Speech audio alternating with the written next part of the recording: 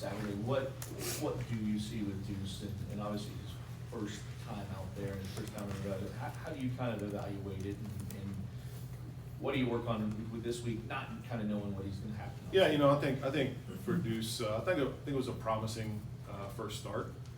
He did some things that you can build on. Coming in as a redshirt freshman, your first real live action. He hasn't got a ton of action up to that point. I thought he was composed. I thought he handled the offense well. That he got in and out of the huddle. Made a couple big time throws. The corner out to Collins and down the sideline to Bell. Didn't make any major mistakes. There were a few plays, as you're going to have in every game, where would like to see him pull the ball on a seam or on a skinny post, maybe one high throw. But I thought overall it was a good first start for him, something to build on. Obviously, the game, the way it played out, they were holding the ball on offense, continuing their drives, and a lot of it came down to third downs. They converted on third downs, and we didn't. So they kept the ball longer and scored points, and our drive stalled out. But so you would like the game to have played out better and got them in more situations. We didn't really run many plays on offense throughout the game, but his just performance as you watch the film, was pleased with what he did. I think there's some stuff to build on for the future. Brian, kind of a two-part question. Injuries obviously have been really bad for you guys this year. 3 different starting running backs. Yeah. Jeff just said Chris Bell will be out. Miller obviously had a situation. How do you, just salvage what you have, or what this room would look like moving forward, and who's kind of, do you see stepping up for Chris in that situation? Yeah, that's football. There's years where you're going to have a bunch of injuries, years where you're going to be lucky and not have as many, or you're going to have years where certain position groups are going to get hit. Sometimes, we've been, knock on wood, pretty good up front, where we haven't had many injuries, but it's hit our skill position players this season. So every year you're going to have to adjust to those things.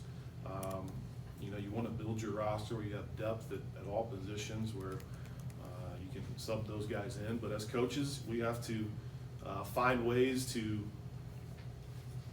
scheme up for the players that we have for that week, and whatever it takes to get it done. So, we're always adjusting. We're always trying to be innovative, try to do new things. But you're always going to have to see what personnel you have available that week and build the game plan around those players. So, week to week, that can mean different things. But that's our job as coaches, to make sure that, with the guys we have, that we have the best game plan ready for them for the game. Well, kind of the same thing, really. I guess I'm asking you to sort of expound on it, but with what you've got out there, do you feel sort of handcuffed with your options and what plays you can call? We shouldn't feel handcuffed. I think, when you lose some important pieces, you got to be a little bit more creative sometimes. You got to lean on certain players that maybe you weren't counting on to lean on in the beginning of the year. They got to step up and make plays. But you like to think that your standard is your standard for your players, and try to get them all to come up to that level of what you expect from each position. So, I don't think we should feel handcuffed. I think we might have to be creative, but we got players that can make plays, and we got to find ways to get them the ball and let them do it. A lot goes into this question because, the passing production from October to September, October, November, Yep. has kind of gone down, and some of that you're changing the way you play. If Isaac's healthy, you're not going to maybe go for as many yards. But what's been your assessment in the last month of the passing game? What do you like? What's frustrated you about it? And just on where it is. Yeah, I think just in general, passing game wise, we had some success with some more ball control, shorter passes, get some run after the catch early on in the year. We've continued some of that trend where we're going a little bit more to the quick game and getting it out quick, and a little more ball control type of plays. So I think as we look back and look at it, I think being able to stretch the field is important. We need to be able to take some more shots. Both calling the shots and the quarterbacks being more aggressive to take those shots to get the ball down the field. But you know, as you look at, obviously this past week, we had 100 yards passing, that's gonna bring the number way down. But I think just being a little bit more aggressive in the pass game, as we look forward, to make sure we're taking those chances and those shots down the field to get some more big plays. We've really been, just in general, this past month, pretty low on the explosive play meter, whether it's run game or pass game. And we just got to find a way to generate more big plays.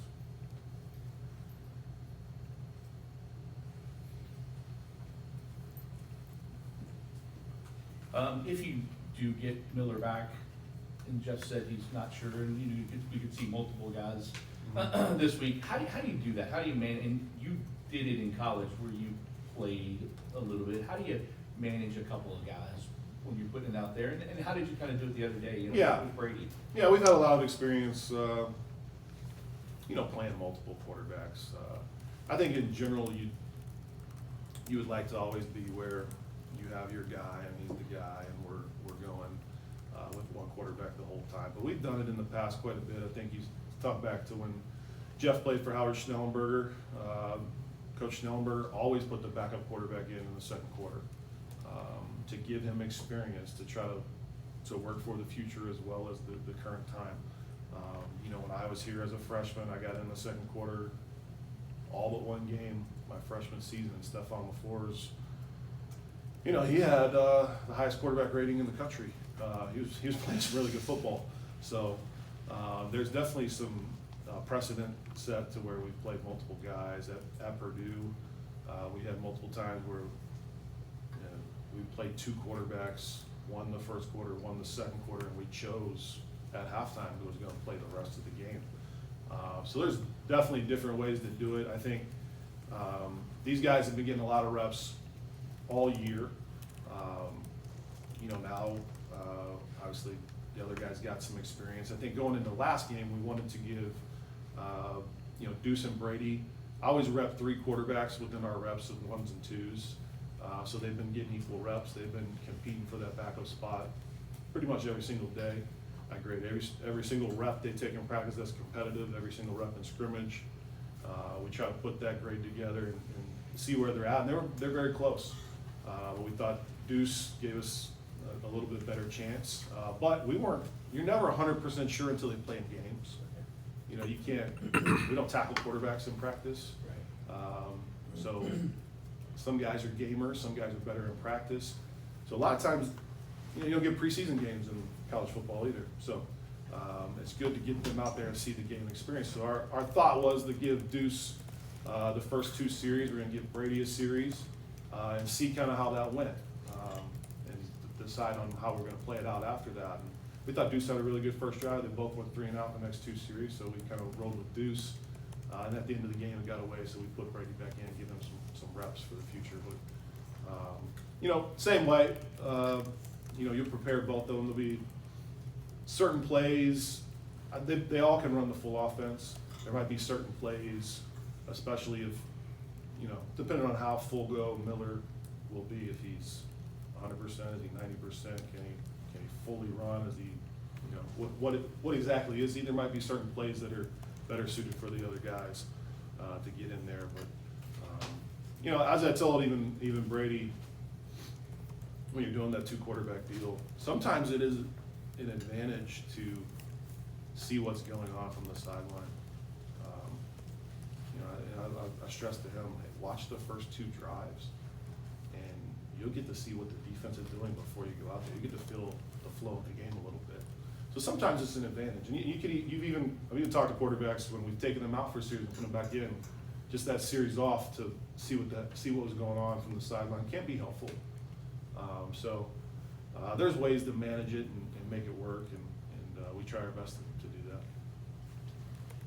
How has developing that position changed over the years? Anymore, if you have too good a backup, he's somebody else's portal target. I mean, it's a hard kind of balance to get. I know you got to coach up whoever you have, but how is particularly that position and just trying to maintain depth? I think it's been all positions with the way that college football is now in the portal. You're always trying to make the strongest roster you can at the beginning of the season. So, number one, we're reaching into the portal to get guys, and a lot of times it's veteran guys that have played. And two, there's guys on your roster that are gonna get in the portal and leave that you've been developing, that all of a sudden that development goes to another program. And that's at every single position. I mean, you know, last year at this time, we were, you know, Tyler was the, you know, the starter undisputed, but I said I rep 3 guys, Bailey and Clarkson were the ones getting the rest of the reps of the first group. So it does change. Both those guys left through transfer portal. So it does make it a little bit more challenging, but we got to always adjust to the times, and we try to give these guys as many reps in practice as we can get, grill them in the film room, and develop them every single day. You know, I always go back to the Aiden O'Connell story at Purdue, developing him, and you know, he came in as a 9th string walk-on. So he wasn't getting those reps either for quite a while. So that there's really no excuses. Those quarterbacks were in there, we're grinding, we're working every single day, and we should be developing on a path to be getting better every single day. And he's kind of my story of a guy that, you know, he wasn't getting hardly any reps for 2 years, and just got better and better and better all the time. Brian, obviously you've had some success as a player against Kentucky. You guys were able to win the game last year. With just all the different things that have been going on this year with the injuries, losing 3 games straight, how can maybe a rivalry game just infuse some more juice or energy into the team to end the season on a high note? Yeah, I think a rivalry game, we should always have an extra boost of energy. This game is very important for our program, for their program, for the fans, for the state of Kentucky. We know how big it is. You know, we've played in it, coached in it. It's a huge deal.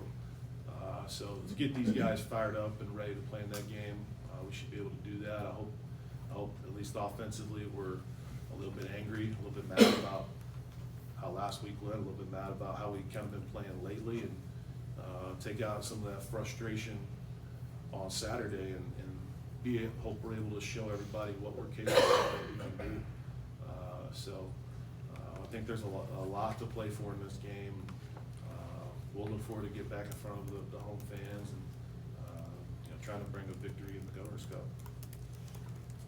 Brian, talk about them defensively for a minute, what you see with Kentucky, and then how much can it help? I know playmakers injured, it hurts, but the line, knock on wood, has been healthy and they're getting better, it seems. How much can that help?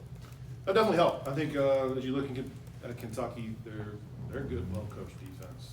They're always well-coached. They do a great job of making you earn it. You know, last week they gave up some big plays to Vandy, but typically they're not giving up big plays. They're making you drive the football down the field. You know, that's kind of what we need to get better at, is sustaining the drives and not getting stalled out.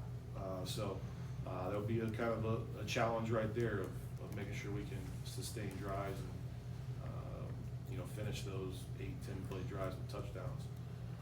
But they're a good defense. Now they have some injuries as well, so I think both sides, you got some backups that are going to be in there playing, but we'll be testing the depth of our offense. They'll be testing some of the depth of their defense. But I think when you look on film, they play hard. They're playing hard, and they're doing a pretty good job. You know, last week they obviously gave a lot of points, and I'm sure they're going to be a little bit mad, a little bit angry, and want to show everybody what they can do. So it should be a good challenge.